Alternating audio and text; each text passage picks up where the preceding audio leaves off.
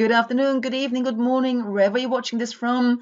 So happy to have you with me, Christina Joppe here, animal communicator. And I'm particularly excited to be making this video today because it's the first part of a four-part series on how to use animal communication to make the welcoming of a new pet easy, smooth, and a joyful event. And it's all the more exciting for me because we will be welcoming your cat into our household in a few days' time. If you've watched any of my previous videos, you may know that we lost our Burmese cat, Coco, a few months ago, and we've now decided to welcome another Burmese cat into our home. I'm super excited about it. And this is why I'm doing a four-part video series on how to use the services of an animal communicator like myself to make that transition an easy one, a problem-free one, a smooth one, and a happy one for everyone. Get yourself prepared as best as you can so that everyone's happy. So part number one deals with how to prepare before you actually collect your animal. And it doesn't matter if it's an older animal, perhaps from a rescue place or a cattery, as in our case, or if it's a puppy or a kitten, a young animal that you're collecting from a breeder or whatever. It doesn't matter. But obviously, you can use me as an animal communicator or others that you may know of to ask questions, to ask your prospective new friend, new member of the family questions to make his or her transition easier.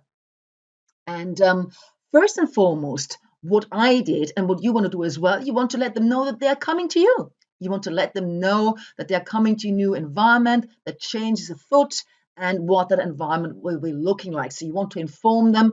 I've done a previous video, I've said in previous videos that it's very, very super important to keep the animals informed, to talk to them, let them know what's going on, and that you can do as well. So you can let the animal know that it will be coming to you. And depending on how used or not you are to telepathically talking with animals, you may get some messages back or not. But if you're not so sure about it, then by all means, contact someone like me and I will talk to your prospective new pet for you.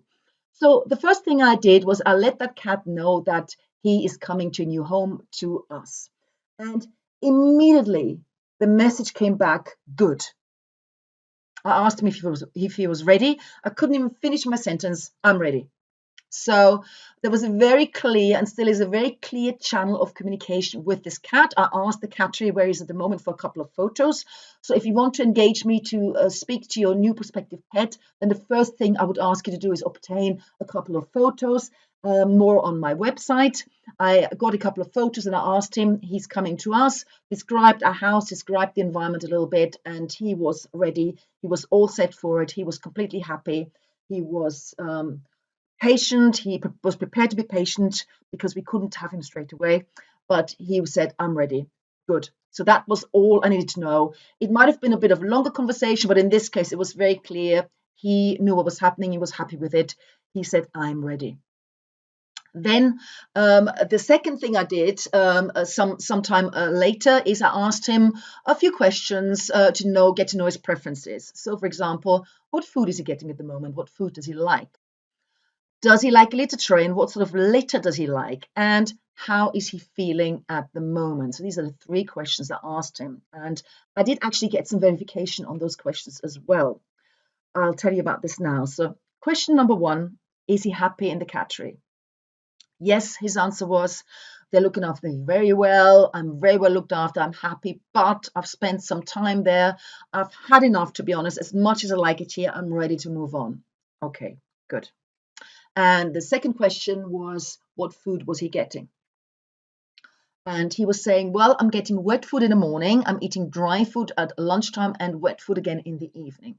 Okay, preference of food. Well, he doesn't really have a preference at all. He's not really a foodie cat as such when it comes to his daily food. He doesn't yearn for a particular food. He's quite happy. He's quite flexible with what he gets. Brilliant. That was that. Then I emailed the cattery and just commented on how well he looked after he seems. I saw from the pictures that they have great facilities. And the cattery manager emailed back, yes, but as much as we love him, he's really had enough of the cattery. So using almost the same words as the cat used. So I thought, you're right. Yeah, I knew that. I thought so, but thanks for confirming. And of course, that category manager didn't know I'd spoken with him telepathically. Then, as I've just said, I asked him about the food, and he said to me, I'm getting wet food in the morning, dry food at lunchtime, and wet food again in the afternoon. I spoke with his previous owner just today about his food, obviously also not divulging anything about the communication. And she said to me, well, what we used to do is we have left dry food down all day, and in the morning he got wet food, and in the evening he got wet food again. So also more or less confirming what he said to me, which was very satisfactory to me.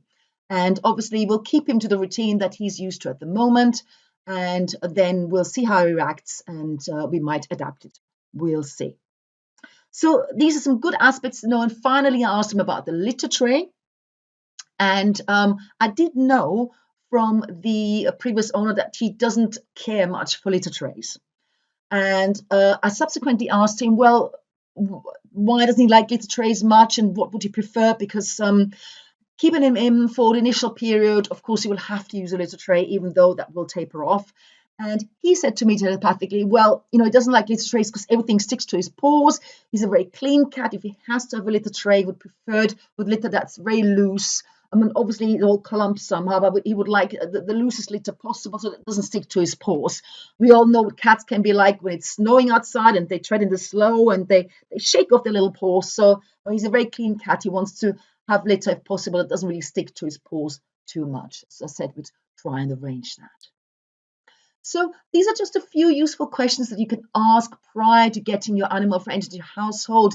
You may, of course, think of many more. If you're in that situation at the moment, then, as I said, it's very, very good. It is possible to talk to the animals and ask them what they prefer, ask them how they're feeling, ask them what they want, what their likes are, what their dislikes are, what colors they like. Perhaps you want to buy some accessories. If you're getting a puppy, you want to buy a nice lead, food bowl, etc. What colors do they like? What tastes do they like? What textures do they like? What do they not like so much? What preferences do they have? So I'm sure if perhaps you are expecting a new pet yourself as well, you can ask many more questions. And it really does help to have these answers, because then you can prepare without guessing and trial and error, and you know a lot more, and you'll be much more relaxed, and your pet will realize that you have listened to his or her needs, and it'll be a happy event for everyone around, because it's always a bit of a testy time, isn't it, when a new animal joins your household, especially when there's also other animals around. I hope this has helped. Please let me know if you have any questions or what your experiences are with telepathically communicating with new pets. I would be interested to know. And if you'd like to engage me to ask some questions to a prospective new pet, you'll find my details in the link below. I'm looking forward to be able to be of help. And in a few days' time, I'll record part 2 of this 4-part of how to use animal communication to make welcoming a new pet easy. I'm looking forward to seeing you again then. Bye for now.